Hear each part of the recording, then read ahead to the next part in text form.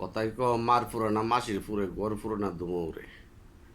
ফজলুর রহমান সাহেব কি আসলেই বিএনপি করে? আমার কিন্তু সন্দেহ হয় ওনার ব্যাপারে। কারণ ওনার কথাবার্তার যে ইঙ্গিত যে ডাইস, এতে কিন্তু মনে হয় না উনি বিএনপি করে। উনি বিএনপি করে না, বরঞ্চ বিএনপি ধ্বংস করার জন্য আসছে আমার মনে হইতেছে। আনলে এত তার সিরা মানুষ হওয়ার কথা না। তারেক রহমান রে এরকম একটা অত্যাচার করলো, মারধর করলো, কি করছে, কষ্টটা দিছে।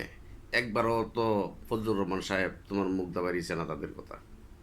দেশনেত্রী খালেদা জিয়ার উপরে যেই নির্যাতনটা চালাইছে, বালুর টাক টিন্না দিছে বাড়ির সামনে, যে ধরনের অপমানমূলক কর্মকাণ্ড করছে, একদিনে তো তোমার মুখ দাবাড়িয়েছে না তাদের ব্যাপারে এইসব দুঃখ প্রকাশ করতে।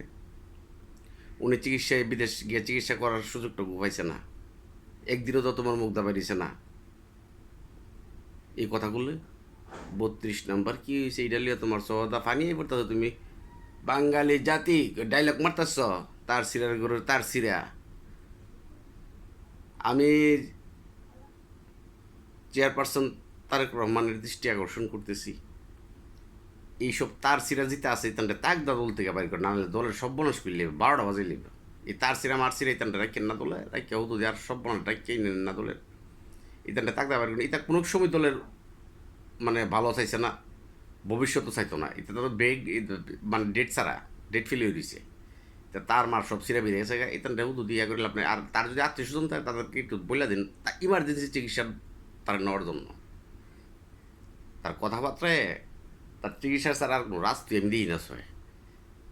ইমিডিয়েটলি চিকিৎসার দরকার তার।